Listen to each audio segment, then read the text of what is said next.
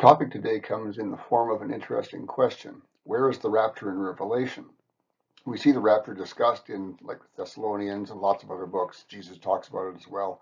So we know where it is in those, but where is it in Revelation?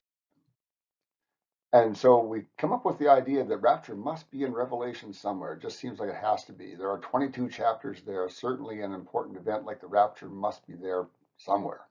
If so, it sure isn't written plainly. There's nothing that says, here's the rapture, here's the people. None of those things are written plainly like that. Some people think they found it, but they're wrong. We'll talk about that in a moment. Um, and so we should be expecting it to be there. Yes, that makes sense that it would be there, but we would expect it to be described symbolically for the same reason that most of Revelation is a bunch of things described symbolically. So that should be what we're looking for and expecting for here when we expect it to appear. So we might think about, and we will think about, how exactly you would expect it to be described symbolically based on what we've seen in the other books that talk about it. And there's a common misunderstanding, which I mentioned before. Some people say that the rapture appears right after the messages to the seven churches in Revelation. And they say that happens in Revelation chapter 4, verse 1, where it says, come up here. And they think that this is a command to John, and that this command indicates the rapture of everyone. And there's a whole bunch of problems with that idea. The verse continues by saying, to John, of course, I shall show you whatever is granted to happen. So he's not being called up to heaven in a rapture for the sake of any other purpose, but for him to see what's going to happen. When he gets there, he's going to be shown future events. And so it isn't the kind of a thing that you would expect would be a rapture. And this command is given to John only. It doesn't talk about anybody else being included, only John. And so it's also given back to John back in the first century when he wrote this. But he stayed on Patmos Island. He didn't move from there. He didn't go zipping up to heaven, literally. Only in this Revelation does that happen. And so only within the book is that symbolically happening. So there isn't any literal, real rapture that happens to him then, and it would have happened back in the first century if it did. And we think of the rapture as being a future event, and correctly so. And their problem is that this in Revelation comes before all of the other events, the seals, the trumpets, the bowls. As of chapter 4, verse 1, none of those things has happened. And they all go back quite a period of time in advance of when the real rapture happens. The seals and trumpets are potentially hundreds of years before the second coming happens. So it would make no sense in terms of structure of where things are in the book. But there's another problem with that, and that is that there's a second instance in Revelation of that phrase, come up here. And that comes from Revelation chapter 11, verse 12. And it says, and they heard a great voice from heaven that said to them, come up here. And they went up to heaven in a cloud, and their enemies gazed at them. Now, this is talking about what happens to the two witnesses at the end of their mission. And so this come up here only applies to them. But does this, if you take it to mean like it did with John, that this is a rapture, then that would mean there are two raptures, but that would be wrong. There are not two raptures, but there are some people who think that nonetheless. So unlike the earlier instance of this come up here, the two witnesses do go up to heaven, and whereas John didn't go up to heaven literally in the first one. So it just doesn't make any sense. And like I said, there's a bunch of problems with it, and we've covered those. So what should we expect? How would we think that the rapture would be described in Revelation? Well, if it isn't described literally, many things are literally described in Revelation, but if it isn't described literally, we would expect it to be described symbolically. So we should expect that the rapture would be described, first of all, as a collecting of all the believers. You would just expect it to be described in that way, because that's what it is. Everybody at the same time is raptured.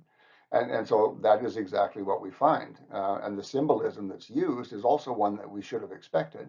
And that is, the symbolism is one of reaping or harvesting, which makes complete sense. And it makes complete sense because Jesus and the apostles often referred to believers as grains or fields of grain, and they also referred to the rapture event as being a reaping or a harvest. So it makes complete sense that it would appear that way in Revelation, because that's the same metaphor that was used throughout other parts of the Bible, and that's how it does appear. So here's that verse. Revelation 14:14 begins it, and it continues on from there. But we're going to be looking at verses before this as well later on to back up the idea that this is indeed talking about the rapture, but we'll get to that in time. So these verses say, "And behold, a white cloud, and upon the cloud sat the likeness of a man, and he had on his head a crown of gold, and in his hand a sharp sickle. And another angel went out from the temple and shouted with a great voice to him, sitting on the cloud, Send your sickle and reap, because the hour to reap has come. And he who sat on the cloud thrust his sickle on earth, and earth was reaped." So there it is. That is the rapture right there. And it might surprise you that it's described in so quick a term. It just send out your sickle and reap, and so he sends out his sickle and reaps, and it's done. And that's a blink of an eye is how it's described in other places, and it makes sense that it would be described that way here. It's just a quick reaping. So the command goes out from the temple to begin reaping, and it says, because the hour to reap has come, the time for it has come. And so this reaping, as described here, is that one swift sickle on the earth reaping.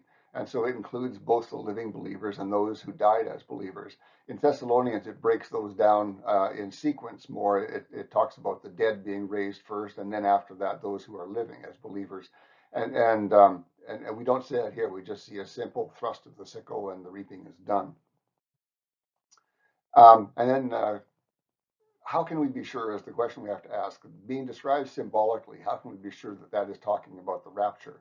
And there's lots of reasons to believe that, because some we saw in that passage there, but the passages that lead up to it, or the verses that lead up to that that we covered on the last slide, support that idea. And so one of them is verses 14:6-7, which comes just before that. And it says, "I saw another angel flying in the midst of heaven, and he had with him the eternal good news to preach unto the dwellers of earth, and unto all people, nations, generations, and languages, saying with a great voice, Stand in awe of God, and give him glory, because the hour of his judgment has come, and worship him who made the heavens and the earth and the sea and the springs of water." So the rapture is the first judgment, and you may not have ever realized that, but it is. And there's a judgment going on here in two different ways. One is the unbelievers are being judged at this time as whether they have the right stuff. And also there's another group that are being judged, and I'm not going to go into that here. There's going to be another video that we're going to cover that, and it's a really excellent one to watch, and the link will be attached right here. But in any case, so there's a judgment of both the believers and some of the unbelievers, and that judgment does happen here. Now, there is a second later judgment called the Great White Throne Judgment, and that happens a millennium later, and not at this time. And so one thing we see right here in the text is the text announces the time for it has arrived. The time for this judgment has arrived, and we know what judgment we're talking about. How else can we be sure? The verse, Revelation 14:12, which is also just a little bit before the passage that we started with that had the reaping, it says, "Here is the patience of the holy ones, those who keep the commands of God and the faith of Yeshua." And that would be Jesus in other translations.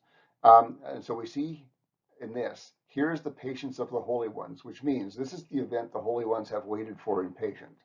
The coming of our Lord, the return of our Lord, the new bodies, the rapture, all of that stuff is what we have waited for in patience for so long, and now finally here it is.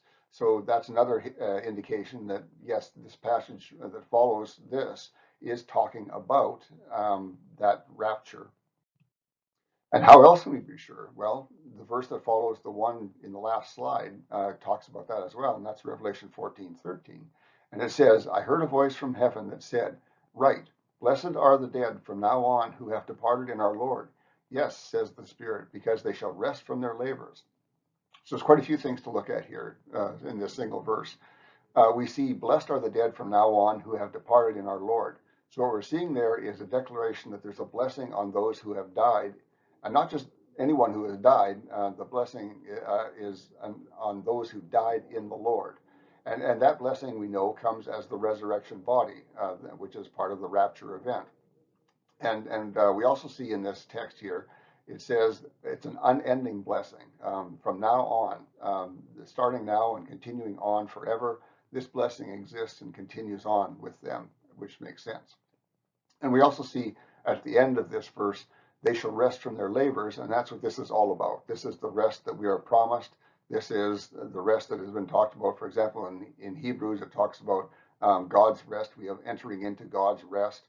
And so this idea that they are now resting, they will be in their rest, is what we've been hoping for and desiring for all along. And that comes, as we know, with the second coming.